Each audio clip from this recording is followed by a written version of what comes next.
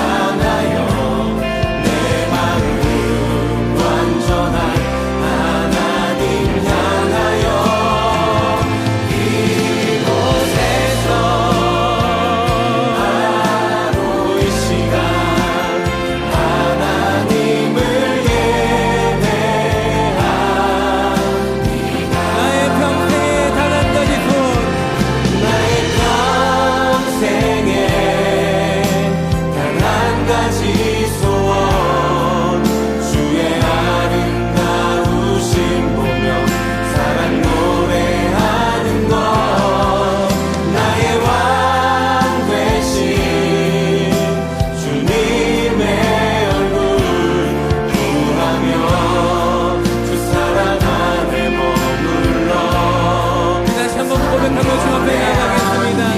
나의 평생의 단 한 가지 소원 나의 평생에 단 한 가지 소원 주의 아름다우심 보며 사랑 노래하는 것 나의 왕 되신 주님의 얼굴 구하며 주 사랑 안에 머물러 다시 한번 우리의 마음의 고백을 담아 노래하겠습니다. 나의 평생의 단 한 가지 소원 나의 평생에 단 한 가지 소원 주의 아름다우심 보며 사랑 노래하는 것 나의 왕 되신 주님의 얼굴 구하며 우리 그렇게 이 간절한 내용을 우리의 고백 삼아서 주님 앞에 기도하며 나가겠습니다. 주님, 내가 주님 한 분만을 바라보고 주님만을 예배함으로 살아가길 소망합니다.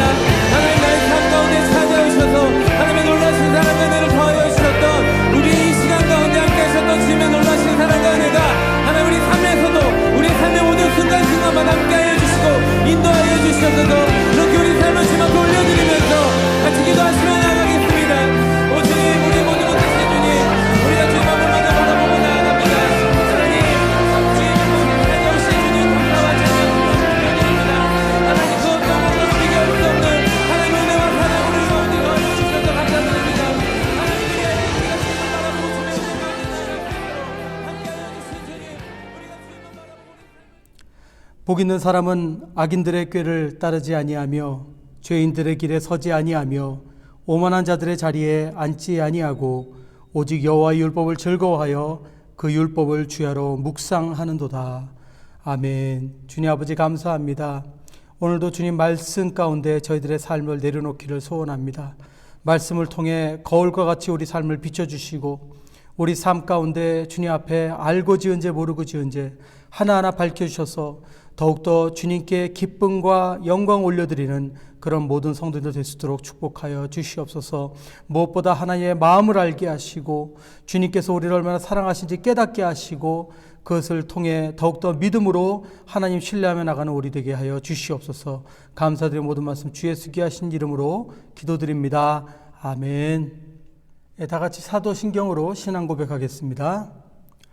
전능하사 천지를 만드신 하나님 아버지를 내가 믿사오며 그의 아들 우리 주 예수 그리스도를 믿사오니 이는 성령으로 잉태하사 동정녀 마리아에게 나시고 본디오 빌라도에게 고난을 받으사 십자가에 못 박혀 죽으시고 장사한 지 사흘 만에 죽은 자 가운데서 다시 살아나시며 하늘에 오르사 전능하신 하나님 우편에 앉아 계시다가 저리로서 산자와 죽은 자를 심판하러 오시리라.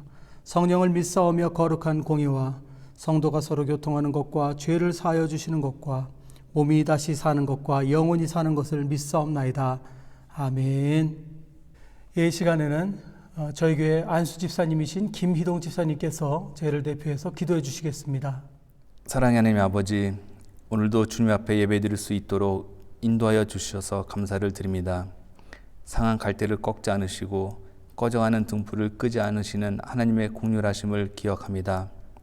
죄로 인해 절망과 고통 속에 빠져있는 우리들을 긍휼히 여기신 하나님의 사랑 예수 그리스도를 잊지 않고 찬양합니다.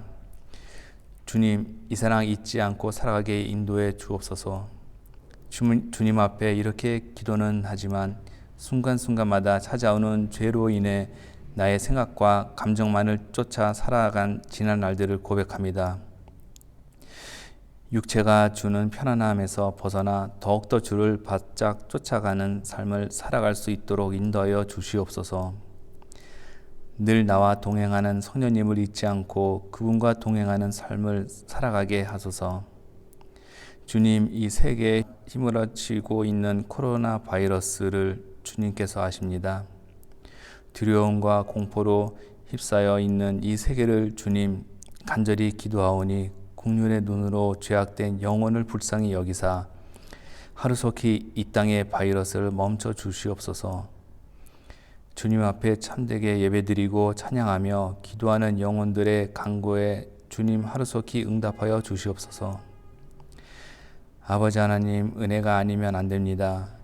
주의 은혜가 아니면 모래와 같은 우리들은 살 수가 없습니다. 주님 도와주시옵소서. 우리들의 울부짖음에 응답하여 주시옵소서. 자가 격리를 3개월 하다 보니 생활이 어렵고 힘들어집니다. 다행히 조금씩 풀어져 다시 일할 수는 있지만 걱정이 너무 많습니다. 갑자기 병 걸리는 사람이 많아질 것 같기도 하고 벌써 힘들었던 사업이 어떻게 될까도 걱정이 되고 주님, 이 시간에 모든 걱정 내려놓고 마음을 비워서 오직 주님의 말씀으로 채워 힘을 받기 원합니다. 교회의 머리 대신 예수님을 잊지 않고 살아가도록 교회의 몸인 성도답게 살아가게 하여 주시옵소서. 더욱더 하나님의 말씀을 사모하며 함께 예배드릴 그날을 간절히 기다리며 절망보단 희망을 바라보며 살아가게 인도하여 주시옵소서. 오직 우리가 의지할 분은 하나님 한 분이심을 간절히 고백하는 시간이 되게 하여 주시옵소서. 오늘 최호영 목사님에게 은혜를 부어주셔서 진실한 하나님의 말씀을 전하게 하시고 성도들에게는 하나님 말씀을 담을 수 있는 좋은 마음밭을 허락하여 주옵소서. 이 모든 말씀 우리 주 예수 그리스도 이름으로 기도드립니다. 아멘. 아멘. 우리 교회 소식 함께 나누도록 하겠습니다.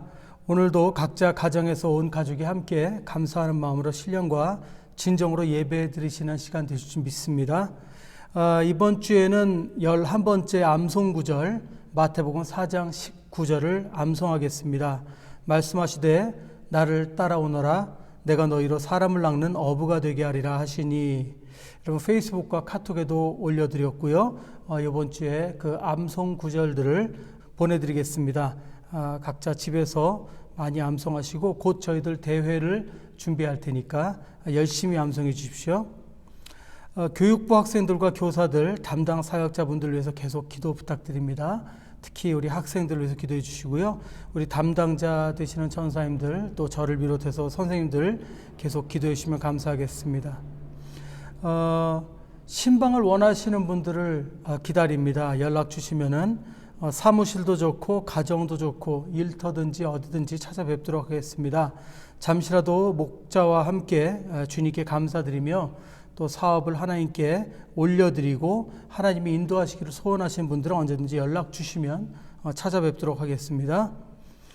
아동부들을 위해서 영상 예배를 함께 올려드립니다. 오늘도 수고스럽지만 여러분 아이들에게도 예배가 중요하다는 것을 가르쳐 주시는 그런 취지에서 함께 예배 준비해 주셔서 함께 아이들과 예배 드리시면 감사하겠습니다. 상가들이 다시 문을 열었는데요. 그래도 바이러스 위험에 노출되어서 여전히 일터에서 일하시는 분들을 위해서 계속 기도해야 되겠습니다. 특히 새벽장에서 일하시는 분들 많은데 서로 위해 함께 기도해 주시고요. 코로나 바이러스 사태로 재정적으로 또 건강에 어려움을 겪으시는 분들을 위해서 더 기도해 주시면 감사하겠습니다. 교회 소식 이상입니다. 네, 오늘 말씀 함께 볼까요? 오늘 말씀은 신명기 33장 28절에서 29절 두 구절만 읽도록 하겠습니다. 주 안의 행복이라는 주제로 함께 오늘 말씀 나눌 텐데요.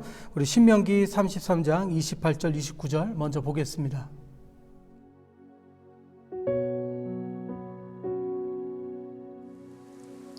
이스라엘이 안전히 거하며 야곱의 샘은 곡식과 새 포도주의 땅에 홀로 있나니 곧 그의 하늘이 이슬을 내리는 곳에로다.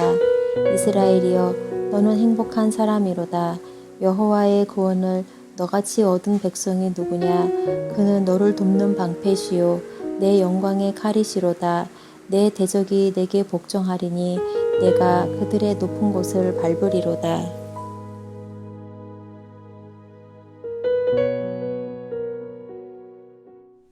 아멘. 네, 오늘 말씀 신명기 33장에서 함께 봤습니다. 오늘 말씀은 33장의 맨 마지막 두 구절인데 33장 전체를 보면은 33장 이 전체는 사실 모세가 이제 죽기 전에 마지막으로 이스라엘 백성들을 불러놓고 그 지파마다 부족마다 축복을 해주는 그런 내용입니다. 참 아름다운 내용이죠. 근데 여기서 모세가 이제 마지막에 마무리를 하면서 뭐라고 이렇게 고백을 하냐면 오늘 우리가 읽은 것처럼 이렇게 고백합니다. 이스라엘이여 너는 행복한 사람이로다. 여호와의 구원을 너같이 얻은 백성이 누구냐? 그는 너를 돕는 방패시요 내 영광의 칼이시로다. 내 대적이 내게 복종하리니 내가 그들의 높은 곳을 밟으리로다. 이렇게 고백하고 있습니다. 저희들이 출애굽기서부터 쭉 그 이스라엘 백성들의 그 광야의 여정을 보면은 과연 그 과정을 보면서 이게 행복한 여행이었나라고 한번 질문을 하게 됩니다. 제가 지난주에도 말씀드렸듯이 그 지금 이제 GPS가 발달됐으니까 저희들이 계산을 해보면은 당시 애굽에서 지금 가나안까지의 거리가요, 걸어서 6일 거리예요. 6일 거리인데 이스라엘 백성들은 그때 하나님의 진노를 사서 40년을 그 광야를 헤맸습니다. 그 40년 동안 뭐 평탄한 삶이었겠습니까? 고생도 많았고 물도 늘 모자르고 먹을 것도 하나님이 주실 때 그 만나를 통해서 공급받았고 절대로 행복한 삶이라고 하기는 좀 힘들 수도 있겠습니다. 근데 당시 백성들이 그렇게 모세의 이 이야기에 동의할 수 없었다 할지라도 모세는 그들이 행복한 자들이라고 말씀하십니다. 근데 그 이유가 뭐라고 말씀하냐면 여호와의 구원을 너같이 얻은 백성이 누구냐 이렇게 말씀하십니다. 여기에 많은 의미가 담겨 있는 것 같습니다. 어떻게 보면은 너희들은 행복하다라고 하는 이 고백이 바로 이 모세의 고백이 아닌가 이렇게도 생각해 봅니다. 모세의 인생은 어쩌면은 이스라엘 백성만큼 힘들었을지도 모릅니다.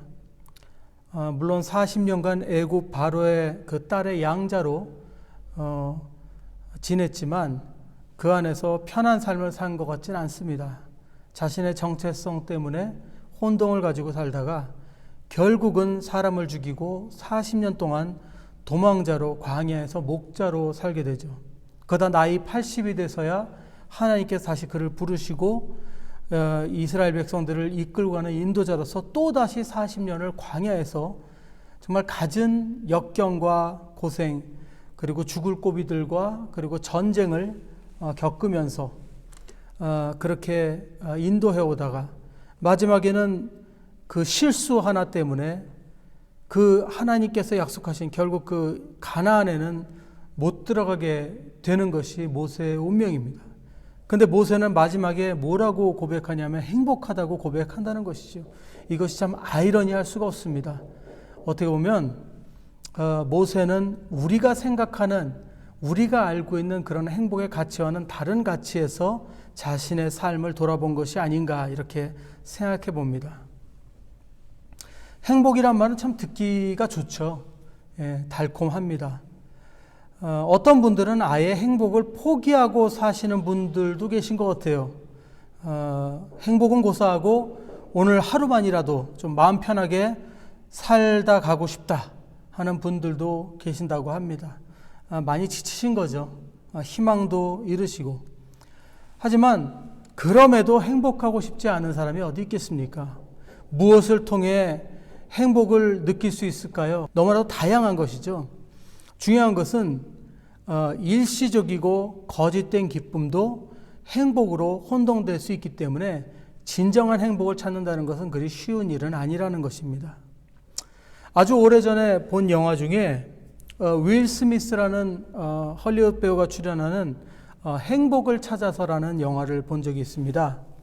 이 영화는 이제 실화를 바탕으로 만들어진 영화인데 크리스라는 주인공이 이제 70년대 있었던 일이에요. 의료기기를 파는 셀러리맨입니다. 근데 당시 의료기기를 자기가 구입해가지고 그거를 직접 가지고 이제 판매를 하러 다니는데 당시 그 경계 침체 때문에 결국엔 빚만 지고 의료기기를 팔지 못해서 집에서 쫓겨납니다. 부인은 나가버리고 5살짜리 아들하고 집에서 쫓겨나서 그 뭐 전철역에서 뭐 어디 화장실에서 이렇게 전전긍긍하면서 사는 그런 동안에 어느 큰 증권회사에서 직원들을 뽑는다는 것을 알고 그 시험을 보려고 무던 애를 써서 인턴으로 들어가게 되는 그런 얘기입니다. 그래서 정직원이 되는 그런 얘기예요. 정말 눈물 어린 얘기가 아닐 수 없습니다. 근데 정말 그의 그 눈물 어린 그 역경을 이겨낸 그 순간을 담으면서 영화는 그 사무실에서 이제 정직원에서 나오는 그 윌 스미스 그걸 보여주면서 이것이 바로 행복이다라고 영화는 얘기해주고 있어요. 이게 제가 실화라고 말씀드렸는데 이분은 아직도 지금 증권 그 계에 아주 거부이십니다. 그래서 지금도 그 성공담을 강의를 하고 다니시면서 이제 유명한 분이 되셨는데 이 영화를 보면서 참 아름답다는 얘기를 하고 싶어요. 인간의 꿈, 그 의지를 향해 나갔던 그 사람의 그 승리는 정말 위대하다라고 얘기하고 싶은데 뭔가 한 구석에서는 제 마음에 이게 이걸로만은 행복을 정의할 수는 없지 않은가라는 그 생각이 들었습니다. 얼마 전에 페이스북에 한 지인 한 분이 이런 글을 썼어요. 택시를 타고 집에 오는데 택시 운전사분하고 이렇게 이야기를 나누시다가 그 택시 운전사가 이런 말씀하시더래요. 안 아프고 안 다치고 안 싸우고 안 헤어지면 행복한 거죠 라고 하셔서 동의하는 마음에 그걸 회복에 쓰셨더라고요. 근데 저는 그걸 읽는데 아까 그 영화처럼 동의할 수가 없어요. 이건 더 그래요. 왜냐하면 뭐라고요? 안 아프고 안 다치고 안 싸우고 안 헤어지면 행복하다고요? 저는 안 건강하거든요. 저는 안 건강하니까 그러면 그 행복한 거에 속할 수가 없는 사람이 되는 거거든요. 그럼 저는 안 행복한가요? 그렇진 않아요. 우리들은 행복을 무엇과 이렇게 연관을 짓냐면 기쁨과 감사와 연관을 짓습니다. 뭐 맞죠. 잘못된 것이 아니죠. 하지만 그 기쁨과 감사가 꼭 풍성함을 통해서만 올 수 있는 것은 아니라는 걸 말씀드리고 싶습니다.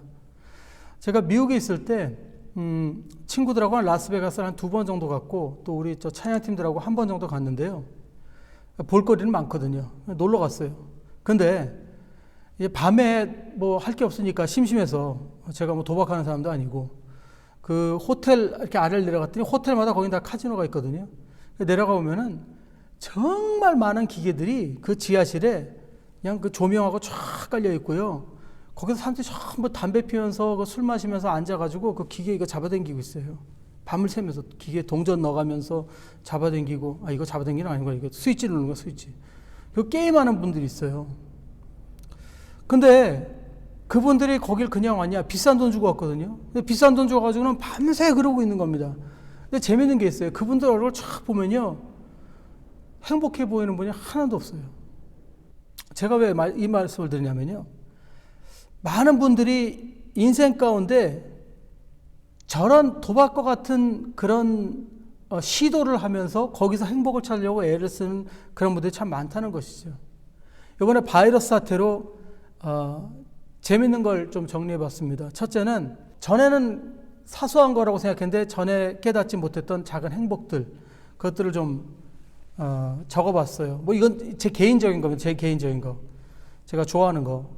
순서는 생각 안 하고 썼기 때문에 여러분들 혹시 뭐 오해하지 마시고요. 첫 번째, 바에서 커피 한 잔과 싸우가도 먹기.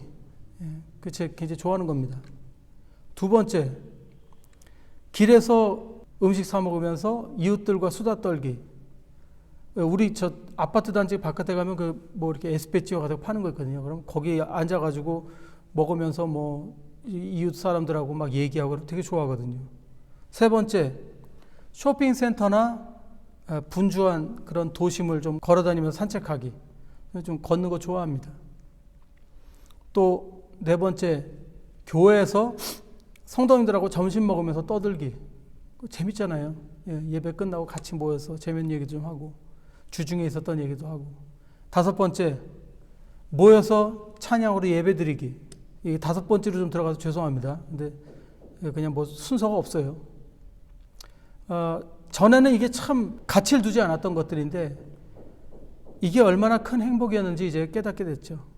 근데 또 그것만이 아니에요. 이 바이러스 사태 때문에 발견한 새로운 행복이 있어요. 그 뭐냐면 저한테입니다. 개인적인 거. 첫 번째는 제 딸과 친해지기. 집에 뭐 할 게 없으니까 딸하고 수다 떨고, 딸이 뭐 요리하는 거 먹어줘 보고, 제가 뭐 할 수 있는 게 뭐겠어, 먹어줘 봐야지. 그리고 뭐 칭찬해주고, 그래서 많이 친해진 거. 그리고 두 번째, 없던 여유 덕분에 강압적으로 쉬기. 전에는 시간을 이렇게 못 냈어요. 일이 많으니까. 근데 이제는 뭐 특별한 일 아니면 나갈 일이 없고, 또 웬만하면 또 피해야 되는 일들이 많아서 결국에 강압적으로 많이 쉬게 됐고, 그것도 또 보니까 나름 행복하더라고요. 그 세 번째는 새로운 일에 도전하기. 요즘 여러분 영상 예배 이거 제작하는 게요, 힘들기도 하지만 새로운 일에 도전해서 즐거워요. 굉장히 노동이긴 노동인데 그래도 참 좋습니다.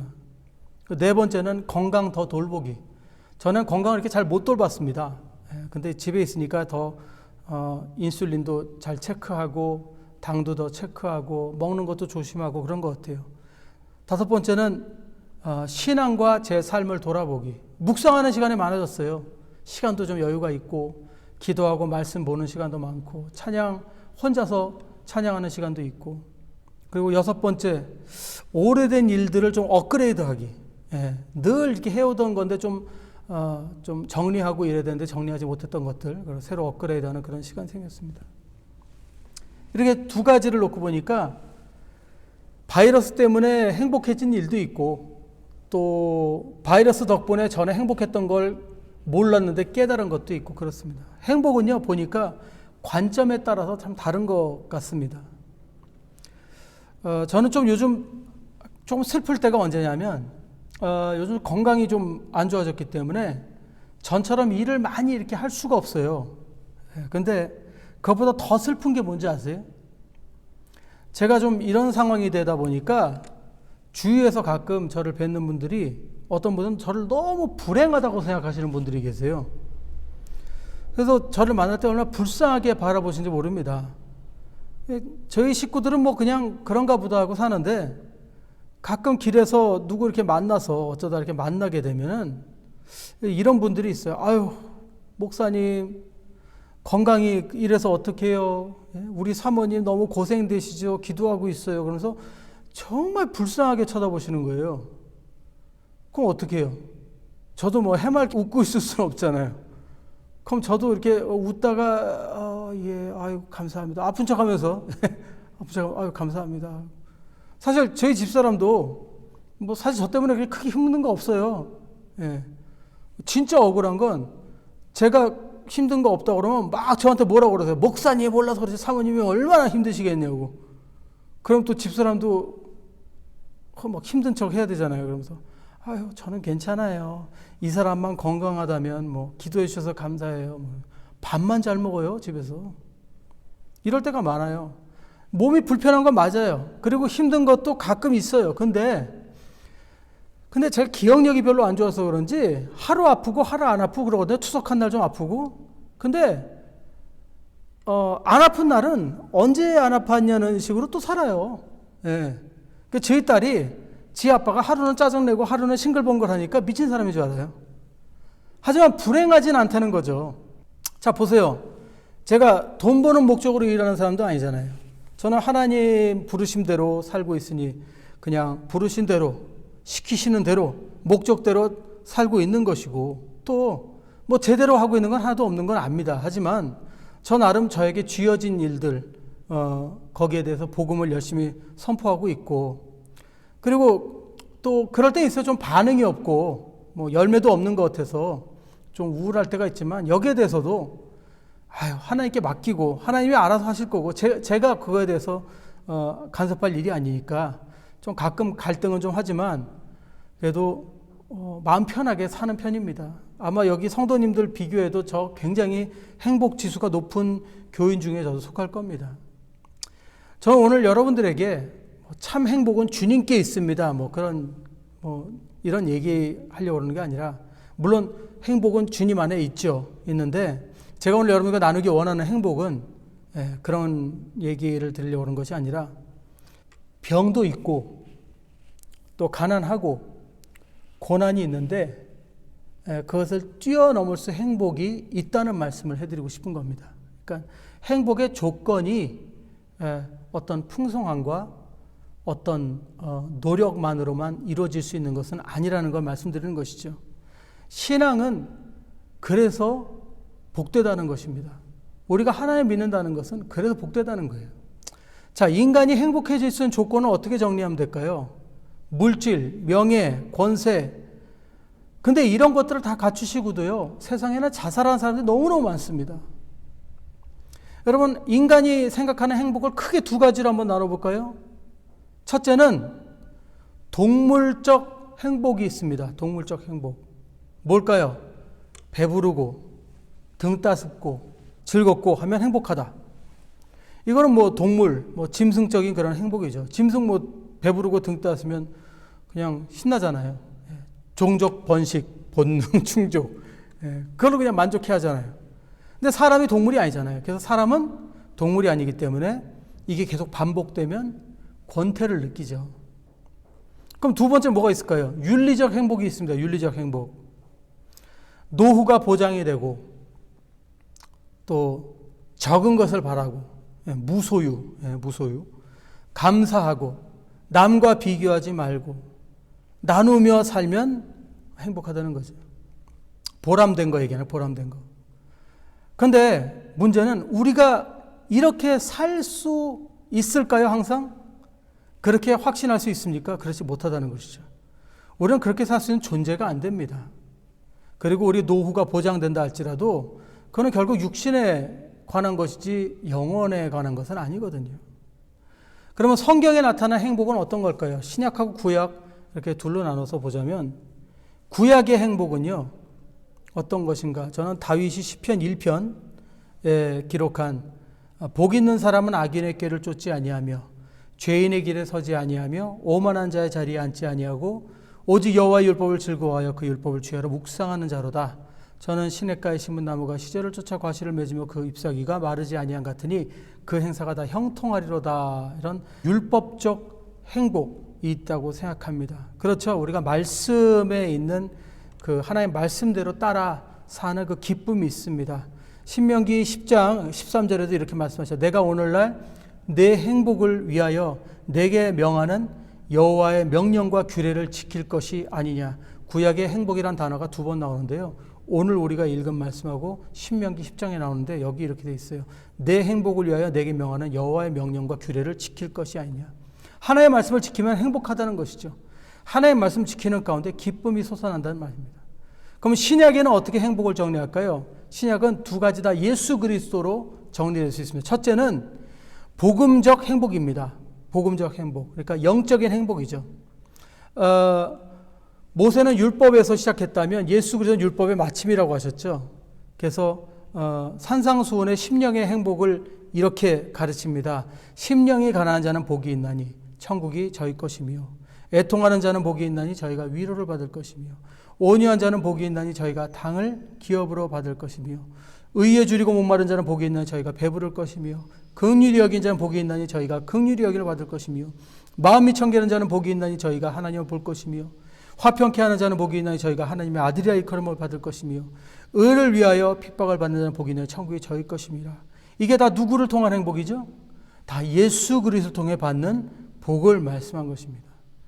심령이 가난하고 하나님 앞에 가진 것이 없지만 예수 그리스도를 통해서 그 모든 부족함이 채워져서 내가 가난할 때 부하다고 말씀한 그 고백처럼 이렇게 예수 그리스도를 통해 다시 한번 행복을 얻는 그 원리를 말씀하시는 것이죠.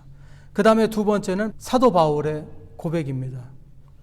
로마서 4장 5절에서 8절이죠. 일할 것이 없이 하나님께 의로 여기심을 받는 사람의 행복에 대하여 다윗의 말한 바 그 불법을 사하심을 받고 그 죄를 가리우심을 받는 자는 복이 있고 주께서 그 죄를 인정치 아니하실 사람은 복이 있도다 함과 같으니라. 예수님을 통해서 용서받음으로써 은혜 입은 자의 행복을 말씀하고 계시죠. 로마서 4장 25절에도 말씀하고 계십니다. 예수는 우리의 범죄함을 위하여 내어줌이 되고 또한 우리를 의롭다 하심을 위하여 살아나셨느니라. 그러므로 우리가 믿음으로 의롭다 하심을 얻었은즉 우리 주 예수 그리스도 말미암아 하나님으로 더불어 화평을 누리자. 또한 그로 말미암아 우리가 믿음으로 서 있는 이 은혜에 들어감을 얻었으며 하나님의 영광을 바라고 즐거워하느니라. 5장 2절까지 말씀입니다. 결국 예수 그리스도를 통해서 우리에게 새로운 정체성을 통해서 행복이 우리에게 주어지고, 그리고 두 번째는 예수 그리스도의 그 구속 사역을 통해서 우리가 행복을 얻게 된다는 것을 말씀하고 있는 것이죠. 그래서 바울은 이렇게 고백하잖아요. 빌립보서 3장 7절에서 9절입니다. 그러나 무엇이든지 내게 유익했던 것을 내가 그리스도를 위하여 다 해로 여길 뿐더러 또한 모든 것을 해로 여김은 내 주 그리스도 예수를 아는 지식이 가장 고상함을 인함이라. 내가 그를 위하여 모든 것을 잃어버리고 배설물로 여김은 그리스도를 얻고 그 안에서 발견되려 함이니 내가 가진 의는 율법에서 난 것이 아니오 오직 그리스도를 믿음으로 말미암은 것이니 곧 믿음으로 하나님께로서 난 의라. 결국 예수 그리스도를 통해서 다시 한번 새롭게 된 자기 삶을 통해서 행복하다는 것을 고백하는 그런 말씀입니다. 결론적으로 말씀드리자면 다윗은 구약시대의 사람으로서 율법을 통해서 율법을 지킴으로 하나님 앞에 다시 한번 나아감을 행복이라고 했고, 그리고 사도 바울은 예수 그리스도를 통해서 용서받고 은혜 입은 것, 그리고 정체성이 바뀐 것에서 행복이 있다고 이렇게 고백하고 있습니다. 참된 행복이란 것은 그래서 이 땅의 조건으로만이 아니고 동물적 감각도 아니고 어떤 윤리적 수용도 아니고 영혼의 문제임을 말씀해 주고 있는 겁니다. 성도의 참된 행복이란요, 심령의 변화, 성령의 열매를 맺는 것이 참 행복이라고 말씀하고 있는 것이죠. 근데 저는 오늘 모세가 이 고백을 했을 때 이 세 가지 복합적인 행복을 누렸음을 봅니다. 보세요. 이 모세는 당시 율법적인 구약 시대에 살았어요. 그러면서 하나의 말씀을 받고 하나의 말씀대로 따라 살았던 그런 사람이죠. 그 안에서 하나님과 교제하며 하나님과 건강한 관계를 가지고 사는 그런 행복한 관계를 누렸던 것입니다. 그리고 또한 당시는 예수 그리스도를 통해 한 구원이 없었지만 그 안에서 하나님께 모든 것을 의탁하면서 마음이 가난함으로써 평안을 얻었고, 또 마지막으로 하나님의 용서와 은혜를 경험하면서 행복을 얻었던 것이죠. 저는 신약 시대를 살고 있기에 우리가 모세가 경험한 것보다 더욱 많은 은혜의 조건들을 지금 가지고 있다고 저는 믿습니다. 저희들은 동물이 아니죠. 또 우리들은 의인이 될 수 없습니다. 풍족함으로만 만족할 수도 없고, 또 우리가 의로운 척하면서 보람된 삶으로만 우리 삶을 채울 수가 없는 존재입니다. 왜요? 우리들은 상처가 많고 아픔이 많은, 죄가 많은 존재이기 때문입니다. 그래서 우리들은 늘 외롭고 불안하고 평안이 없을 수밖에 없는 그런 존재들인 것이죠. 저도 예수를 믿은 지 오래되었고 하나님 많이 안다고 하지만 지금도 노력 중에 있습니다. 저도 연약한 인간이기에 잠에 들려고 눈만 감으면 과거의 실수들이 자꾸 생각이 나요. 후회되는 일들이 자꾸 반복됩니다. 그 안에서 다시 한번 예수를 찾습니다. 주님을 찾고 지금은 내가 예수 그리스도 안에 용서받은 자지, 하나님은 이럼에도 나를 사랑하시지, 그것을 다시 한번 상기하면서 제 안에서 주님께서 나를 구하시기 위해서 이 땅에 오셨다는 것을 기억해 봅니다. 사랑하는 여러분, 이제 팬데믹 사태가 거의 다 끝나갑니다. 아직도 위험은 도사리고 있고요. 또 갈 길은 멀죠. 그런데 이 사태 동안 여러분들은 무엇을 깨닫고 무엇을 묵상하셨습니까? 오늘 여러 가지 말씀을 묵상하려고 하다가 갑자기 가게들을 열게 됐다는 소식을 신문으로 듣고 말씀을 재조정했어요. 그래서 오늘은 강해 설교가 아니에요. 오늘 이 행복에 대한 걸 좀 나누고 싶었습니다. 이제 다시 가게로 돌아가서 다시 일터로 돌아가서 모든 것을 새롭게 시작하셔야 되는 분들도 계실 텐데, 사랑하는 여러분, 다시 한번 이 시작하는 이 시간에 누구를 신뢰하며 누구를 바라보며 나가시기를 원하십니까? 여러분, 오늘도 우리들의 삶의 목적이 하나님 앞에 분명했으면 좋겠습니다. 하나님 앞에 나의 영혼을 맡길 때, 하나님을 바라보고 하나님을 신뢰할 때 하나님께서 주시는 마음 가운데 다시 한번 평안을 얻고 행복을 얻을 수 있다고 저는 믿습니다. 이런 이야기를 김삼복 목사님이 해주신 적이 있습니다. 제가 읽어볼게요. 하나님께서 인간을 처음 창조하셨을 때 행복을 주셨다. 그런데 그 행복을 제멋대로 사용했다. 그래서 천사들이 행복을 회수하기로 결정했다. 행복을 어디다 숨겨 놓아야 할지 의논을 했다. 근데 한 천사가 제안을 했다. 저 깊은 바다 밑에 숨겨 놓으면 어떨까요? 천사장이 고개를 흔들었다. 그건 안 돼. 인간은 머리가 비상하기 때문에 바닷속쯤은 금방 뒤져서 찾아낼 거야. 그러면 저 산꼭대기에 숨겨놓으면 어떨까요? 인간은 탐험정신이 투철해서 아무리 높은 데다 숨겨놔도 꼭 찾아내고 말 거야. 결국 그렇게 한참 고민을 하며 의논한 끝에 결론을 내렸다. 인간의 마음속에 숨겨두기로 합시다. 아무리 저들이 두뇌가 비상하고 탐험심이 강해도 자기들 마음속에 숨겨져 있는 것은 좀처럼 찾아내기 어려울 겁니다. 그래도 찾아내면 그 사람은 행복을 누릴 자격이 있네요. 그렇게 해서 행복을 우리 마음속 깊은 곳에 넣어두었다고 합니다. 여러분, 잠언 4장 23절에 이렇게 말씀하시죠. 무릇 지킬 만한 것보다 내 마음을 지키라. 생명의 근원이 이에서 남이니라 말씀하십니다. 여러분, 행복은 멀리 있는 것이 아니라 우리 안에 있습니다. 그저 우리가 자기 최면을 걸어서 나는 행복하다 이걸 말씀드린 것이 아니라 하나님 안에 있는 자들은 이미 하나님께 모든 것을 받은 것이나 마찬가지입니다.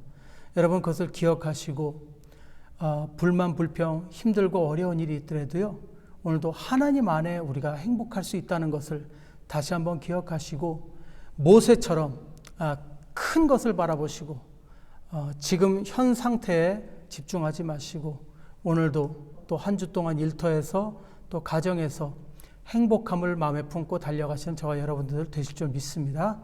함께 기도드리겠습니다. 살아계신 아버지, 감사합니다. 아버지, 이 팬데믹 사태가 이제 거의 끝나가는데 아직도 정리되지 않은 것들이 참 많고 숙제가 많이 있습니다.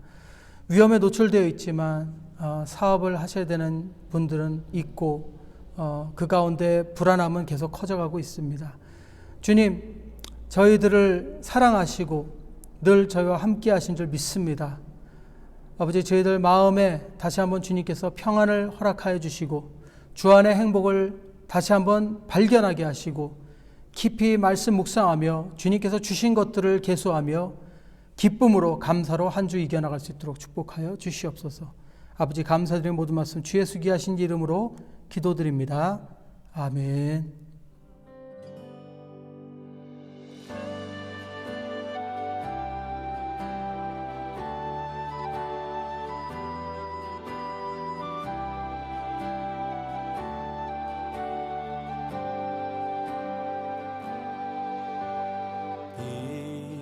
이곳에 생명샘 솟아나 눈물 골짝 지나갈 때에 머잖아 열매 맺히고 웃음소리 넘쳐나리라.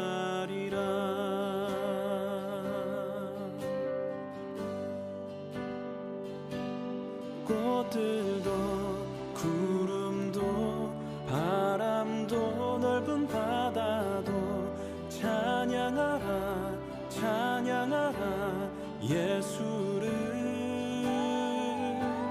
하늘을 울리며 노래해 나의 영혼아. 은혜의 주 은혜의 주 은혜의 주.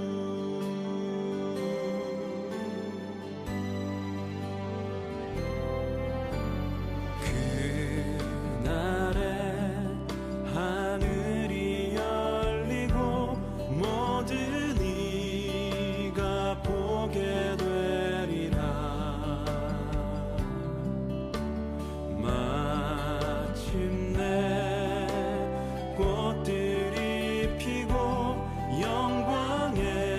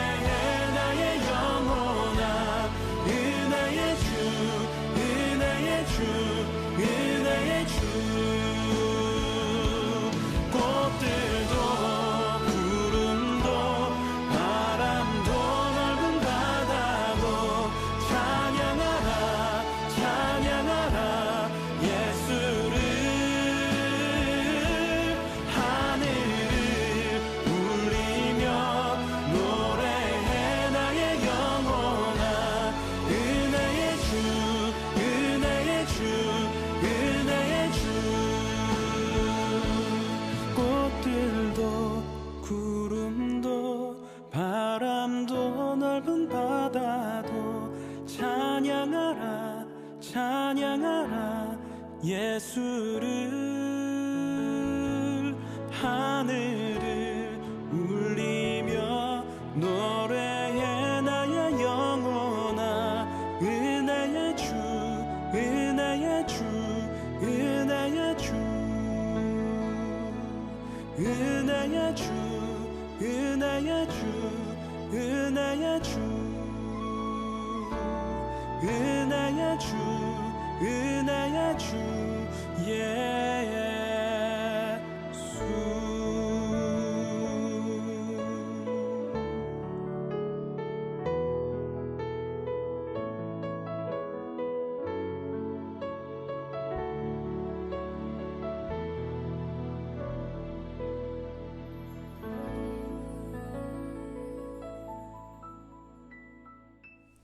이제는 우리 주 예수 그리스도의 한량없는 은혜와 하나님 아버지의 크고 놀라우신 사랑하심과 성령님의 감화감동하심과 역사하심이 날마다 주 안에 있는 행복을 찾기 위해 열심으로 섬기며 열심으로 살아가는 온 성도님들 위해 온 교회 위에 지금부터 영원토록 함께 있을지어다.